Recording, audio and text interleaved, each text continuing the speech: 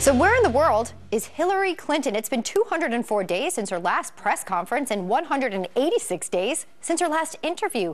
2016 Republican hopefuls are already hard at work campaigning, but it appears that the Democratic frontrunner is in hiding. So is she hurting her chances with this kind of strategy? Joining us for a fair and balanced debate on it is Daniel Harper, online editor for the Weekly Standard and author of Clinton, Inc., and Jehmu Greene, former campaign advisor to Hillary Clinton. We thank you both for joining us now. So how strategic is this that Hillary seems to be in hiding? That's a chunk of days that she's not entering the game. Jehmu, what's the explanation behind it?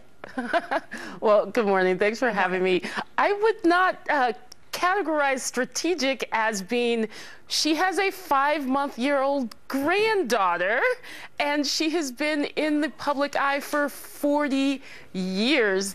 Can't she just spend time with her granddaughter? Just 6 months ago, she was doing a huge policy tour, and she did so many different interviews. If she was campaigning right now, the same people complaining, the RNC, and I think my fellow guests would be saying, oh, she's overexposed. So I just want to throw in here, I mean, if any woman ever used the fact that they needed to spend time with their children, never mind their grandchildren, as why they weren't doing the job campaigning or any other job, they would catch some heat. It's really interesting that that's being used as an excuse. Daniel, you say? Well, we do know that she has shown her face in public. She appeared twice, both for paid addresses. So I guess the way to see her is to offer her $200,000. Look, everything with the Clintons is calculated. So she has made a calculation that it helps her more politically to be behind the scenes and to not be public than it does help her at this point. Of course, eventually people begin to get the feeling that it feels more like a coronation than a campaign, and that's a risk that she's running. She, at some point, will have to make a decision to become more public and to get out there more often before these feelings begin to set in with the electorate that she's just taking things for granted. Sure. You know, her poll numbers do say that while she is out there campaigning, they go down. But will there be a time anytime soon that you would advise her, Jehmu, to get out there? Would it be March 3rd? Is she going to meet with Netanyahu?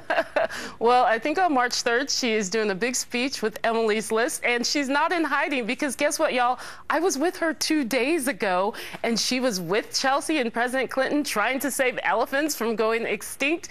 Come on, she's not a candidate yet. So she has no obligation to be holding press conferences before she even announces. Of course, we hope she's going to get there, but I also think let her spend some time with her granddaughter before all of the madness starts. Sure.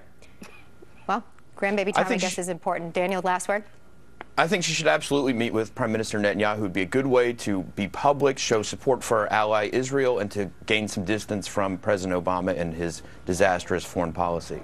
Sure. Maybe she can bring the grandbaby there. Thank you both for joining us this morning. They'll both be in Washington the same day. You got it. I'll babysit. I will offer to babysit if she gets out there and does a speech without a fee. Take care. Thanks, Elizabeth.